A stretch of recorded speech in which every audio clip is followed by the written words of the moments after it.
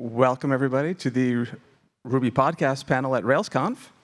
I'll be kind of hosting and moderating. I'm going to introduce myself and my podcast, and then we'll just kind of go down the line and give everybody the opportunity to do that. Like I said, my name's David Hill. I have the Ode to RailsConf podcast that will be concluding soon as a kind of a retrospective on memories of RailsConf over the years. And I think I've got 2 more weeks of episodes, and then that'll be done. As was announced this morning before the opening keynote, I'm co-hosting the Ruby Gems podcast with Marty Hott. And we're also going to kind of take the opportunity to give a quick shout out to our sponsors, if we have those. My sponsor is a little-known Rubyist by the name of Chris Oliver over here, and Go Rails. So thank you to Go Rails for sponsoring my podcast. Hello, everyone. My name is Drew Bragg. I am the host of Code and the Coding Coders Who Code It. I would like to shout out my sponsors by pulling an Andy Kroll, if you all don't mind. We have Honey Badger. Thank you very much, Honey Badger.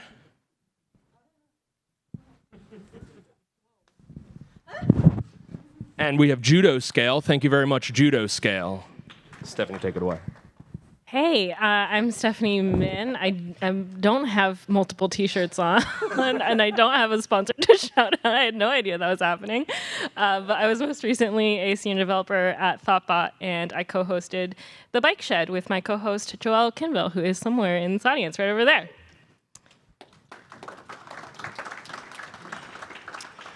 I'm Chris Oliver, host Remote Ruby with Andrew Mason. I think that's him over there. Woo! And our sponsors are the same T-shirts. There we've got Honey Badger. Them? You can put them on. You can show them off. I don't need those sweaty T-shirts. Not that sweaty. I got one underneath.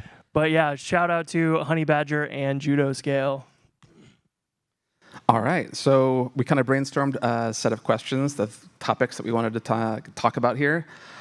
The first one was a scholar from RubyConf in November last year. I met her, kind of talked to her a little bit since she was from Brazil, and I lived in Brazil for a little bit and spoke Portuguese, and so I was just kind of like, oh, it's fun to have that connection. She reached out to me a couple of months later and was like talking about the podcast, but then she asked, she was getting ready to go to Tropical RB. And so this was a question she asked me, and I kind of wanted to float this to all 3 of you and see what you have to say about it. How do you get better at talking to people at conferences? Do you do anything to prepare? Is there anything you do that helps in starting conversations with people? I think it's a general, do you have any tips for doing well in a conference setting? So Drew, do you have any thoughts on that? For one, we are what we consistently do. So if the more you talk to people, the better you will be at it. It's still something that I struggle with, despite you might see me running around acting like a fool and being bouncy and wearing sunglasses inside for no reason. But that's kind of how I deal with the anxiety that comes with interacting with a lot of people. It's something that you work on and you get a little bit better at every conference. And you remind yourself, like, I have a social battery. I'm going to destroy it over the next 3 days, and then I'll recover, and I'll do better next time. So it's just something, every time you go out, you just try to put yourself out there a little bit more. Thanks. Let's see. Well, I used to live in New York City for a brief year, and I was desperately in need of friends, and I would constantly be trying to make eye contact with people and smiling at them. No one reciprocated, because I guess that's New York for you. But here, it works quite well, is to just kind of be a friendly face and say hello. And I will share a couple of my go-to questions, which is, what's a talk that you saw? Or where are you coming from? I think those are usually some pretty easy conversation starters. And if you're lucky and you happen to ask that to an extrovert, then they will do the work for you of continuing the conversation. So those are my tips. If you make 750 screencasts and go to a conference, conversations just they start themselves. But no, seriously, it's like we're all here for the same reason, to talk about Ruby and Rails and stuff. So, any person that you see has a connection with you already. So that's why we're here. So you can ask them what they're working on, what's interesting, what can they teach you, whatever. so many easy ways to connect with people at a conference like this, because they're not all strangers. We're all here for the same reasons, the same interests. And to not completely cheat, I will also answer the question. What I told her was what helped me was structuring it as much as I possibly could. For example, I'm a huge proponent of board game night, which we're all looking forward to tonight. Drew and I are planning on playing some ridiculous games. But for me, I found that having that structure of a board game and the rules of how you interact with another person took all the pressure off of those voices in my brain telling me I'm doing socialing wrong. Because now I've got a set of rules by which I operate, and I was so much more comfortable. And even though I was playing a game, I could also then apply that to how I interacted with those people going forward, because I had kind of lowered those social barriers a bit for myself. So the next question comes from Alan Reidelhoover.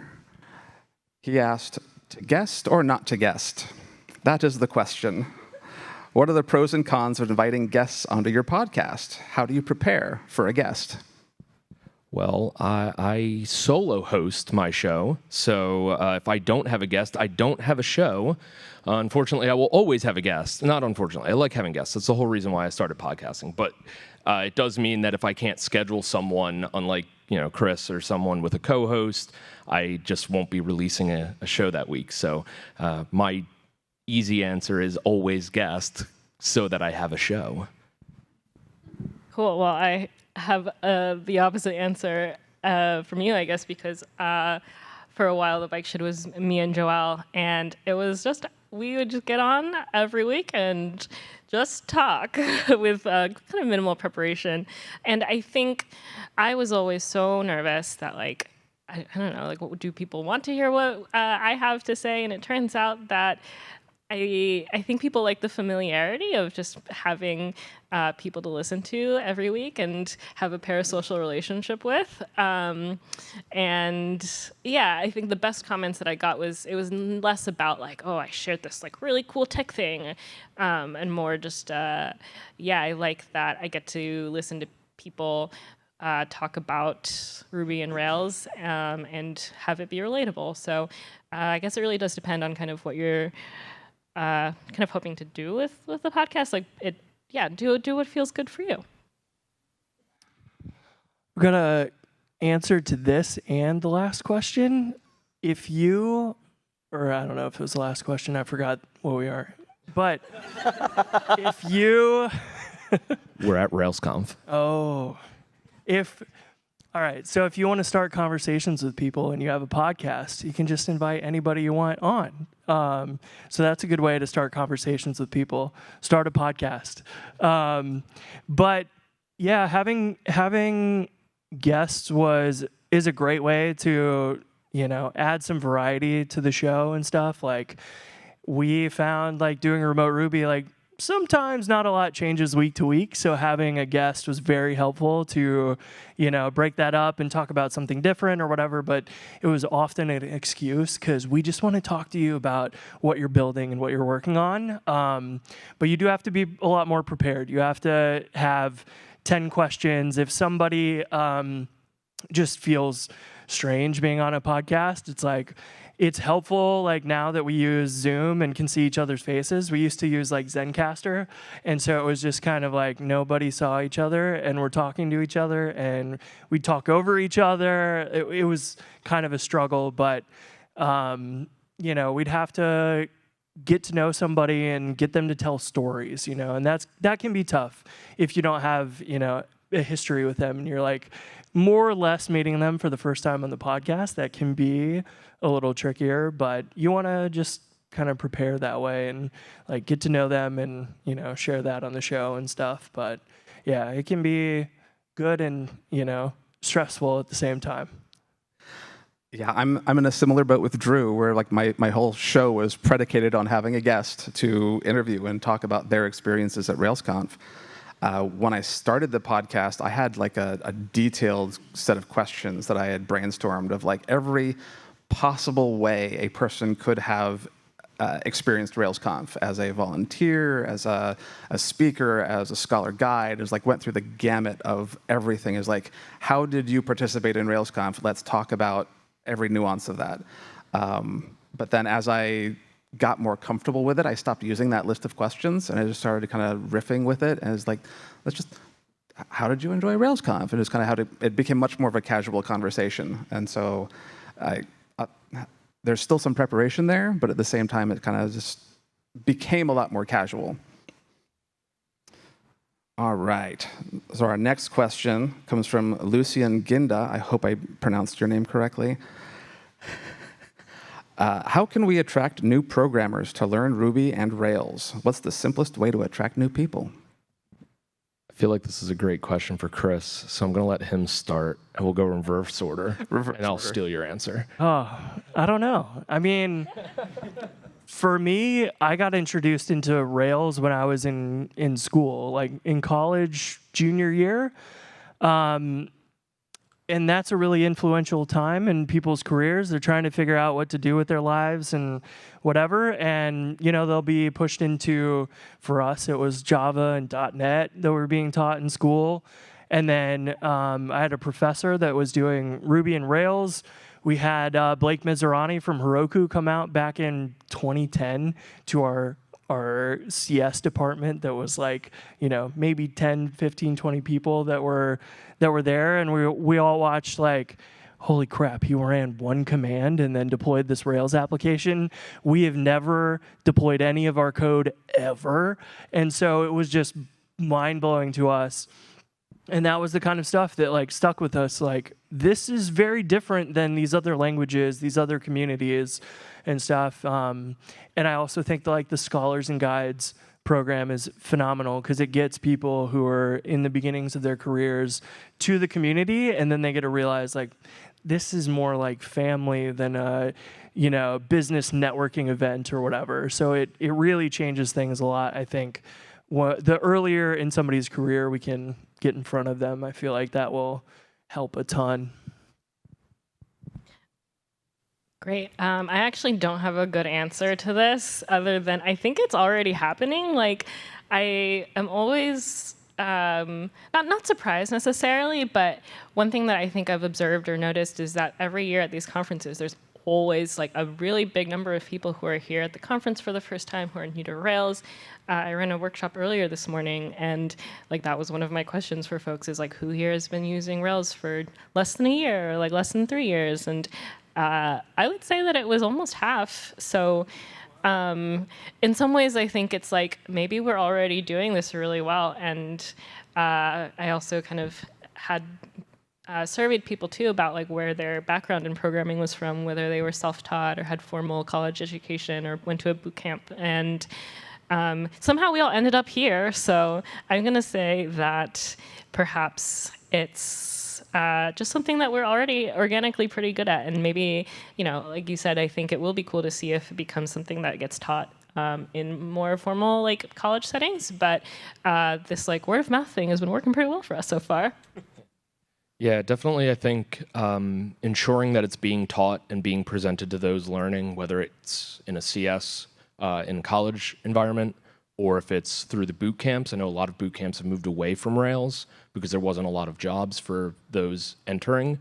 So I think keeping the availability of junior roles open is going to seriously help. If someone's going and looking for a role to determine what language they should learn, if they see a ton of open Ruby and Rails roles, they're going to feel confident that learning this will help them get a job and get them paid.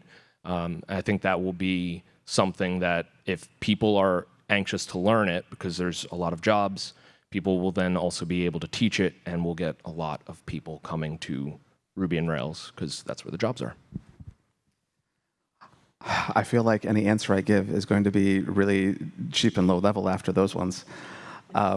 For me, the biggest draw has been the community. As like on top of like, yeah, I'd absolutely need to be paid, food for my family and roof over their head and those types of necessities. But the community has just been so open and welcoming and amazing. And it's like, oh, wow, there's there's almost an expectation. It's like, yeah, you should step up, you should participate, you should engage in the community and be a part of it, and not just be a passive on the side there, just kind of watching and consuming. And so, yeah, just the way the community kind of just opened up to me once I realized that and started trying to participate more. I was like, oh, wow, people are okay with me having a voice and engaging in things. And that was a kind of an eye-opener for me. And hopefully it'll help bring more people in when they realize that too. Can I say something that Absolutely. celebrate you?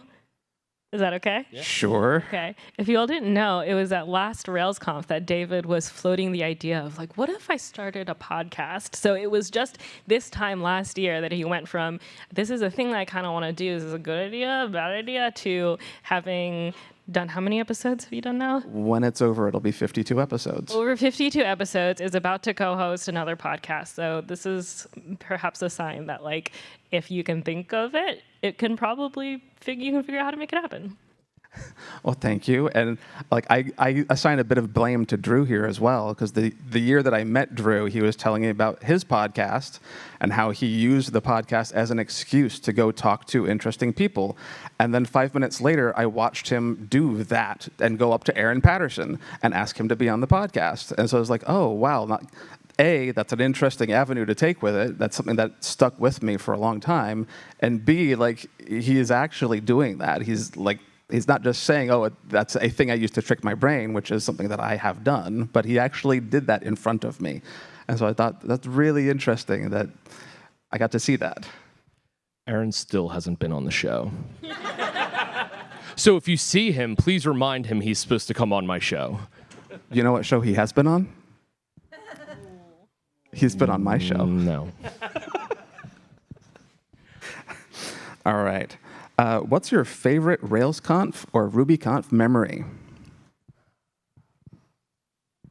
Board game night is always the highlight of my conference because I love board games. It's a great way to meet new people outside of just a conference setting.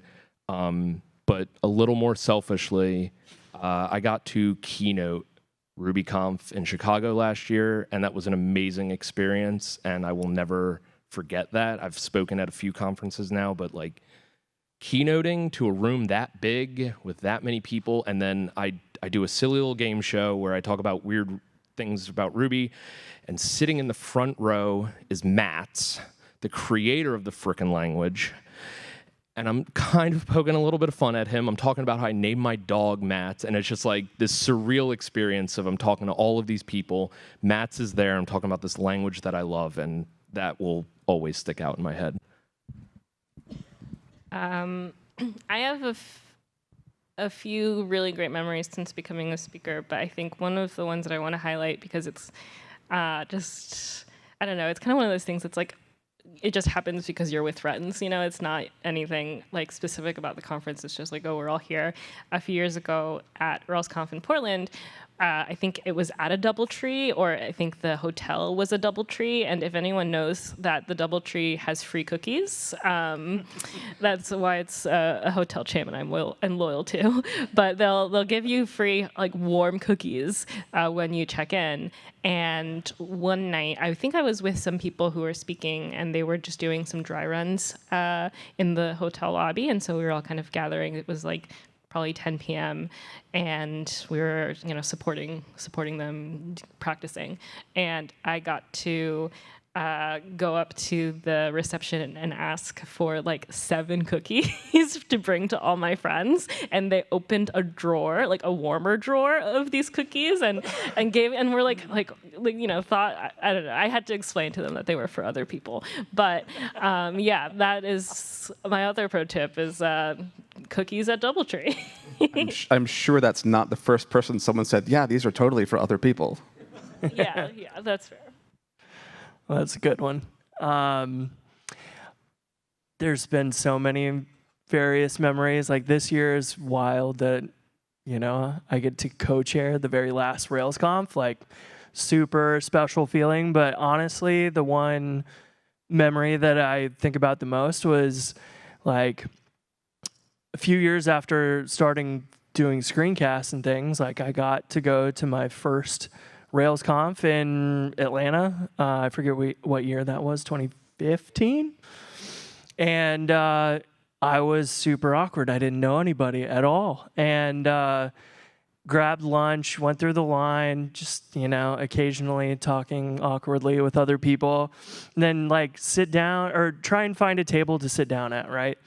And I'm like, is anybody sitting here? And they're like, nope, come sit with us. And then somebody goes, I heard your voice in the office last week. And I was like, this is weird. And that was kind of the first time that I realized, like, all this, all these videos I'd made and published on the internet, and like I get to see views and maybe an avatar and a comment or something, and really actually got to interact with people who were, listening to the screencast or even like listening to the podcast. You don't get to interact with all the people or know who is all listening to it. So that's like forever ingrained in my brain as just one of those moments. It was like, oh, this is what it's all about, like the community and everything. So that was a good time. Nice. My favorite memory has to do with meeting one of our Ruby celebrities, Nadia Oduayo. I met her the first time, and I think it was Kansas City when she gave the game theory keynote. So I met her very briefly, kind of in passing in the hallway. She overheard the conversation that I was having with somebody that was going to game night that night, and she like expressed dismay that she wasn't able to go to game night because she already had plans for the evening. But then like I ended up following her on Twitter and interacting with her on Twitter over like the next several years. And then last year at RailsConf, like after her amazing keynote, I went up to kind of say hi and say she did an amazing job. And she remembered me from our Twitter interactions, not from before at RailsConf. But then was like, we just started talking again, and it was like, oh yeah, she's really awesome. And we've had conversations since then. I got to kind of work with her on SpeakerLine, her open source project for showing CFP submissions so that people coming into the community can kind of get an idea of how people do these. I got to work on that with her last year at the Hack Day, which was super fun. If any of you ever have the opportunity to do the Hack Day like we had today and last year, it was kind of a surreal experience having the maintainer there at the table with you, load up the project, clone it from GitHub, and within 5 minutes I found a bug. There was an edit screen that wasn't reusing the form partial, it was just doing it in line, so it didn't do everything correctly. It's like, oh, well, here's a PR to fix this bug that was already in the application. And it really kind of, oh, wow, maybe contributing to open source wasn't as difficult and hard as I thought it was. I actually have another story about Hack Day. Oh, please do. Okay to share. So I think it was last year at RailsConf. There was a Thoughtbot table that I felt obligated to be at because I worked there. And I had not contributed to any of Thoughtbot's open source at that point yet, but I was, just kind of there to help other people do it, even though I hadn't done it myself. And I honestly was there to hang out more than anything. But then a couple of people showed up and were like, actually interested in doing it, and I was like, okay, I'll do it too. And the three of us managed to like close an issue on FactoryBot together. And yeah, I got to kind of at that person who opened it and be like, this is released now. And it was just one of those things that's like,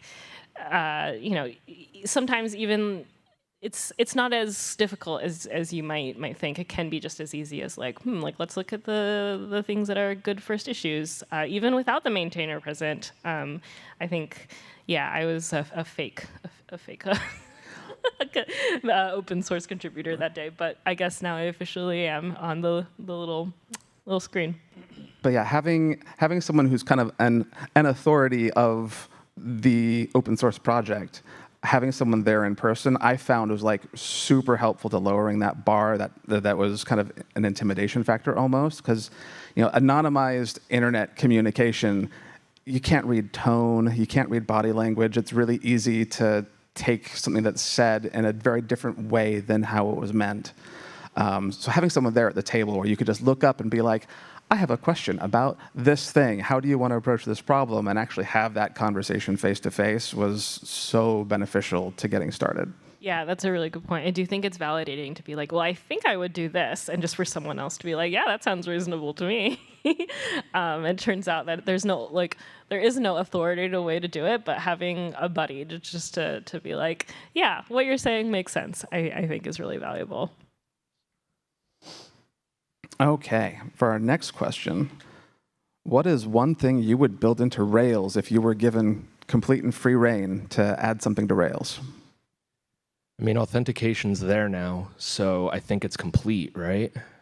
I'd add registration. Just authentication, doesn't have registration.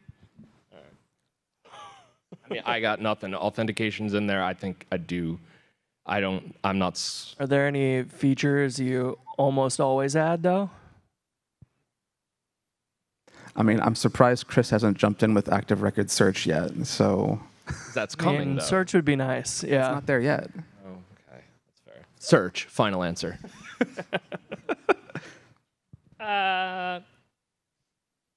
Chat. I feel like that's something that I have had to add to a lot of apps. Yeah. But I don't actually stand by that answer, by the way. I'm just saying that. Yeah, it's tough. It's like, what is a feature that, like, in order to get into Rails, it needs to be something that, like, a vast majority of applications need. File uploads is a good example, rich text, and then it's like, at that point, what else, Maybe most applications need notifications, but that means such a vast, different thing to every single person, So it's a pretty tricky question, I feel like, because it's like, yeah, every app needs search, but different types of search might be more important for certain applications, and then once it's in there, you got to maintain it forever. Forever. That's one of the nice things about Rails, is that if it's not there, there's a gem for that too. And so it's sort of hard to be like, well, what needs to be in Rails? It's like, well, what does every application need? Probably most need notifications, but maybe not all of them. And there's a great notice gem to do notifications. And almost anything I can think, like, is there something I almost always add? I'm trying to think of the gems I add. I'm like, does it need to be in Rails, or is it just so that it just so happens that I build those types of applications? I don't know if it needs to be in Rails where everyone is going to use this. I don't know what I would add into Rails.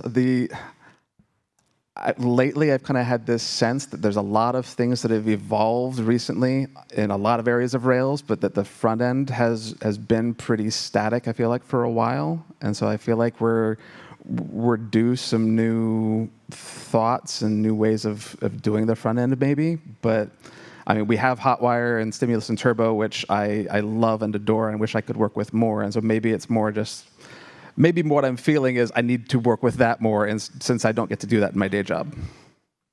Yeah, I was going to ask if you were talking about HTML rendering or JavaScript or components or all of the above. Probably all of the above, yeah. Just since I'm stuck using Vue.js right now, and so it's like I would really love to be able to do Hotwire and Turbo and Stimulus. And there are worse things than Vue.js. I can confirm. I think I've worked with some of the worst things as well, and thankfully I'm not there anymore. But still, it's just kind of like, I really wish I was doing something a little bit different.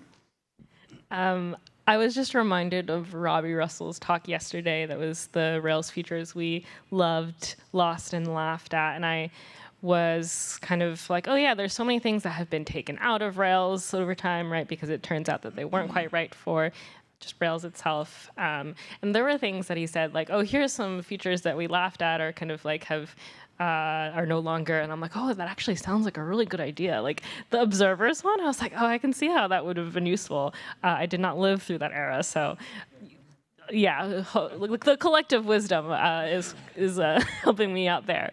So I don't know. I think just the point I'm trying to make though is that like I think it's really cool that things that we thought would be really useful we've learned from, and just be like, oh, actually maybe that's not. And then it is kind of a living thing. Yeah, you reminded me of the very first Rails app I worked on. some of the Zooniverse projects, they were this portion of the app that I was working on was all active resource. And so we had like one Rails app that was a repository of, CMS content, and we would sync that across Rails applications. So some of them would, update content, but we had a central app that you would do all the writing and categorization and administration stuff in there, and we would sync the content across.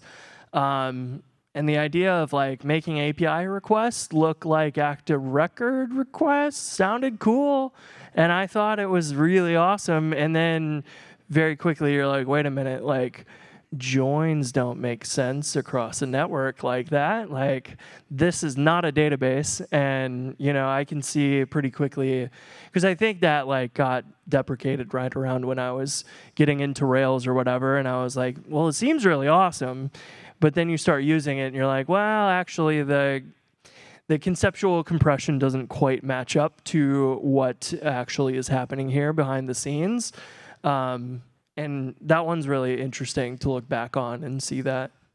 Well, I actually think that it could be awesome for the right person or team. I met someone earlier who was like, I'm looking for people who are into active resource because it's still kicking for them. And I think that's one of those things that's like, okay, actually this would be good outside of Rails as a separate gem, right? And like maybe it's not something that we all need, but it will work for the right, if that's what you're needing. I think it's kind of funny because I had the exact same experience that you did, Chris, where like I ran into active resource and I was like, oh, wow, this is kind of cool. And at the moment I tried to use it, it was just like, this isn't quite working the way I thought it would. So those are all the questions that we had brainstormed for the session. Should we take some questions from the audience if there's anybody that would like to ask a question? So I see one. I see Anton. Anton, why don't you come up here? And I'll hand you the mic. I was going to say, I can just like run. Or That's fine. Hi, everyone. I have one question about your first ever podcast you ever made. It was a while ago, probably. And I'm curious, what was your last trigger to make this very first podcast? And whether it was intentional or situational? Maybe you made podcast just for yourself and then decided to publish it. So mine, I have to blame two people for my show. Wait, was he asking someone specific, or are we going down the line? Okay, cool. Just making sure. I have to blame Jason Sweat, because I listened to him do a podcast where he's like, my podcast is basically an excuse to talk to people that I wouldn't normally have an excuse to talk to. And I was like, that's a great idea. I'm stealing that. And then I didn't actually do anything. And I was texting with Andrew Mason one night. And I was like, one of these days I'll do it. One of these days I'll do it. And he's like, let's do it right now. And he just like clicked that part of my ADHD brain that was like, all right, we're doing it now. Let's go. And that's how my podcast came to be. So it's Andrew Mason's fault. I luckily inherited a podcast, and that came with an audience, so that was very nice. But yeah, there have been many different iterations or seasons and life cycles of the Bike Shed. So prior co-hosts include Derek and Sage, and I listened regularly to Chris Toomey and Steph Carey, if folks remember that era. And this was before I worked at Thoughtbot, and I thought they were so just like relatable. Thought they were my speaking of parasocial relationships, I had one. And then I got to get to know them kind of once I started working there. And Joel was the one who invited me to kind of co-host the show with him. And I was terrified. But it was one of those things that's like, oh, I think this is uncomfortable in like the good way that people say is required to grow as a person. So that's how it happened for me. Oh, our first episode was, I think, just Jason Charnes and I would like hop on Zoom and talk about Rails and life and random stuff. And he was trying to do like an online meetup, and it was just so hard to get speakers every month and, organize that and just get people to attend like a Zoom call. So he tried that a few times, and we were just like talking about those things over Zoom ourselves, and we were like, why don't we just turn it into a podcast, and we can just have our therapy session together and record it and publish that on the internet. And that's really it. Like, we didn't want to do any editing or anything. We just wanted to like sit down, record, and click upload. And like over time, that got a little trickier. We're like, you have issues with audio one time or background noise or something, and you do need editing. So over time, like, we got Paul. Thank God for Paul, our editor, and our sponsors make that possible and everything. And so it's evolved over time, but it was literally just like, yeah, people might find this interesting, but like, who cares? It doesn't matter if anybody listens to this or not. We thought we would record it and click publish. That was it. I actually have a funny story. I don't think I've shared this with you before, but I was talking to Brittany Martin one time because she previously hosted the Ruby on Rails podcast, and I was telling her about all of my like fears about hosting the bike shed and just like, just really like I did feel like I was kind of stepping into some big shoes that I had to fill. And then she was like, have you ever listened to Remote Ruby? They just get on there and like talk. And so you'll be fine. So yeah, that did help. Well, that's good. Yeah. Yeah. It's just like part of it too is you want to share your personality, and you don't, some podcasts do make sense to be kind of scripted and everything. And we like, that's not us. We're just going to wing it and whatever. But it also helps people connect with you too, or whatever. But that's also one of the funny things coming to a conference, and it's like someone will say hi, and you're like, it feels like we've been friends for a long time, but I don't know if I know this person.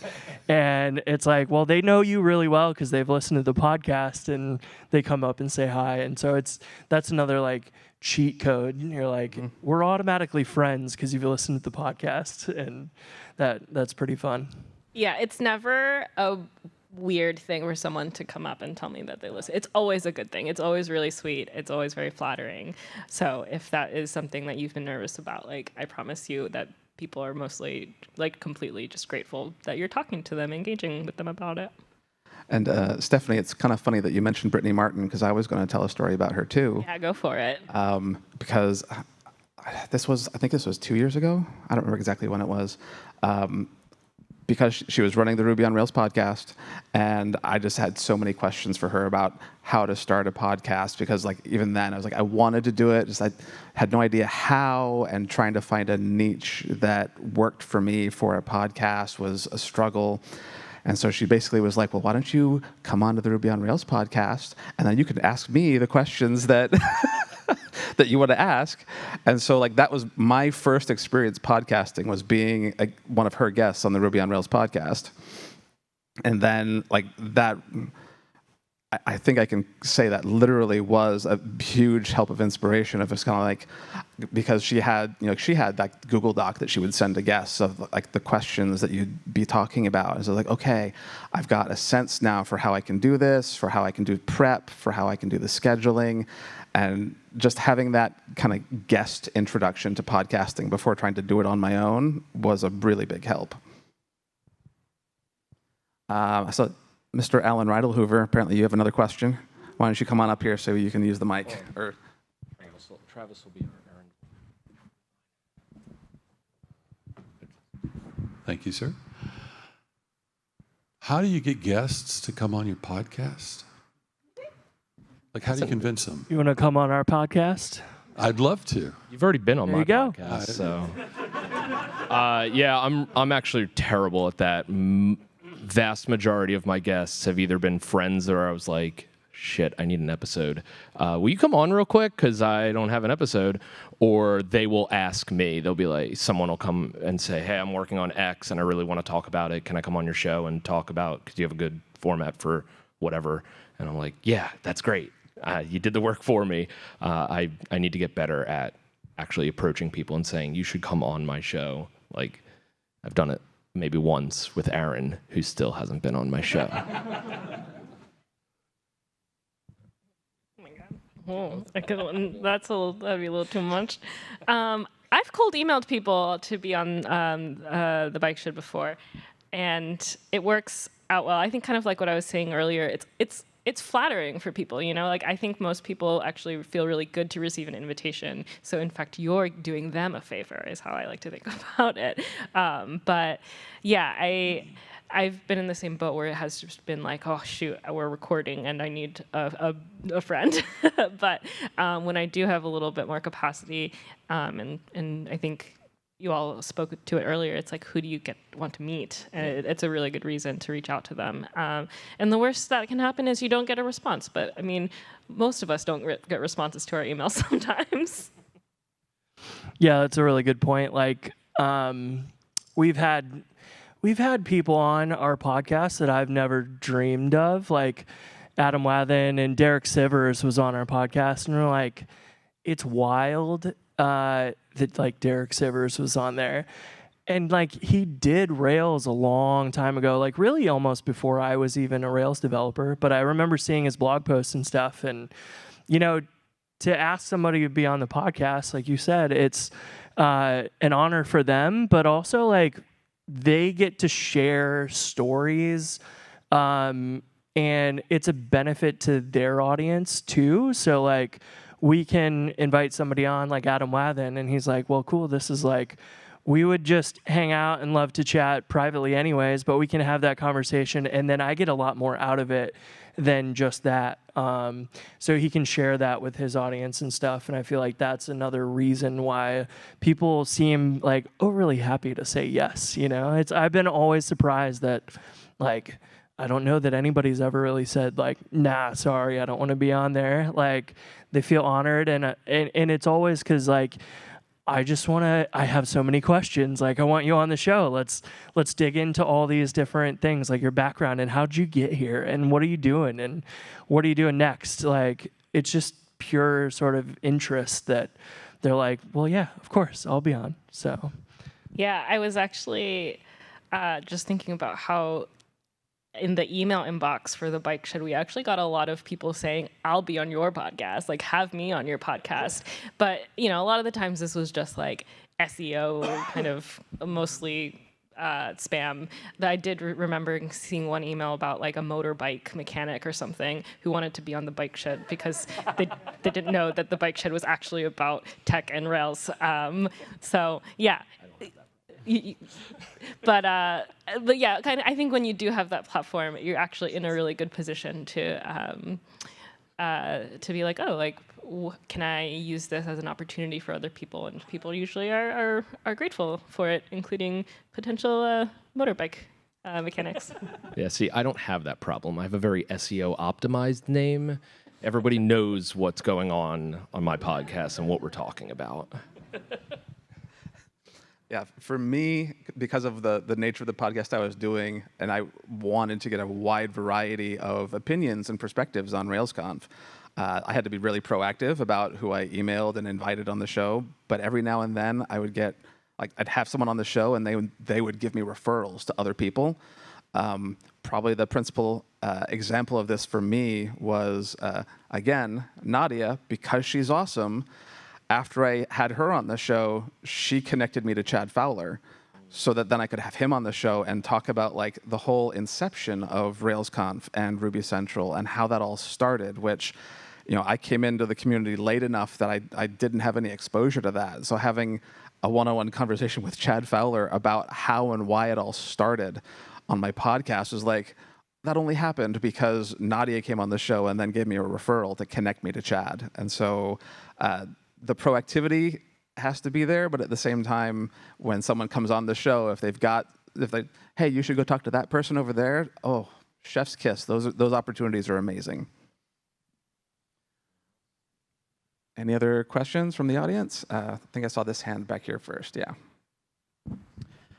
You have to put out an episode every week or whatever your interval is. How do you come up with a constant stream of fresh ideas that are interesting to the audience?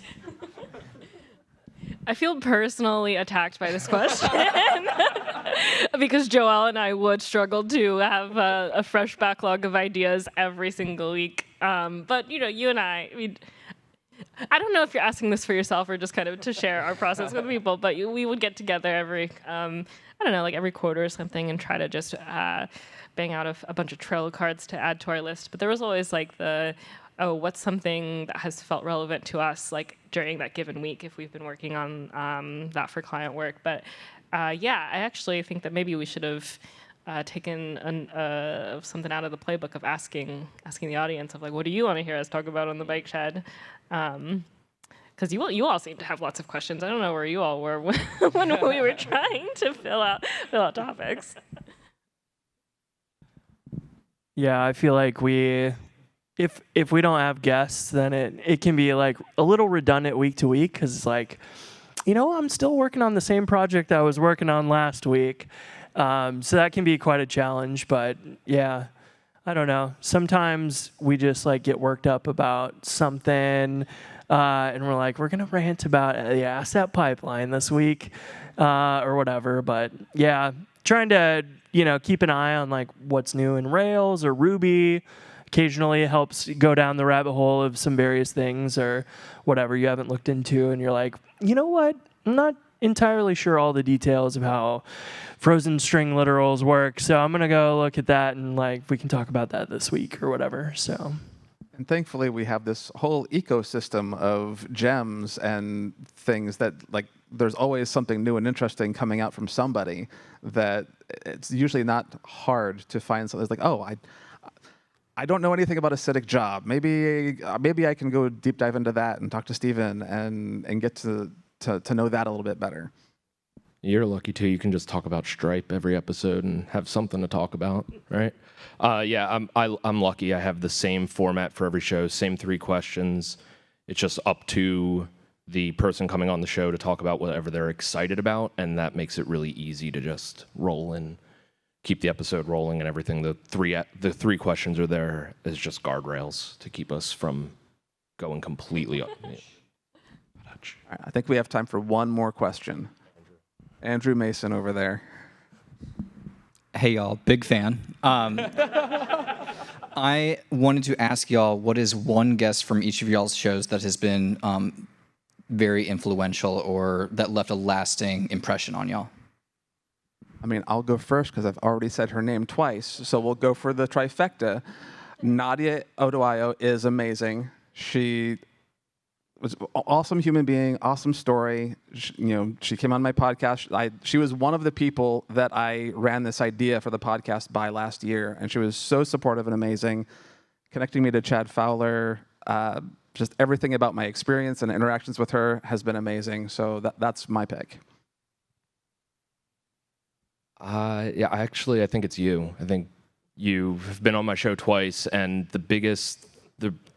honestly, the reason why those episodes are special to me is because we end up talking about ADHD a lot, which for a while, not so much now, but when I first started the show, it was tough for me to talk about having it. It still felt bad to say I have ADHD or to be medicated for something, and being able to talk about it so openly with you helped me a lot, and I hope it helped people who listen to the episodes. So those are some of my special episodes. I had Stepha Carey on the show as a kind of like comeback for like a return of her on the show, and I don't know, we got to be a little bit campy and be like, Stephanie and Stephanie. But yeah, like I mentioned, as someone who got to listen to her on the bike shed with Chris long before I ever imagined I would be hosting the show, it did feel really special. And yeah, at that point we were just kind of getting to talk as friends on the show. And I also hope that for listeners, it was a really nice, just a way to catch up with what she was up to.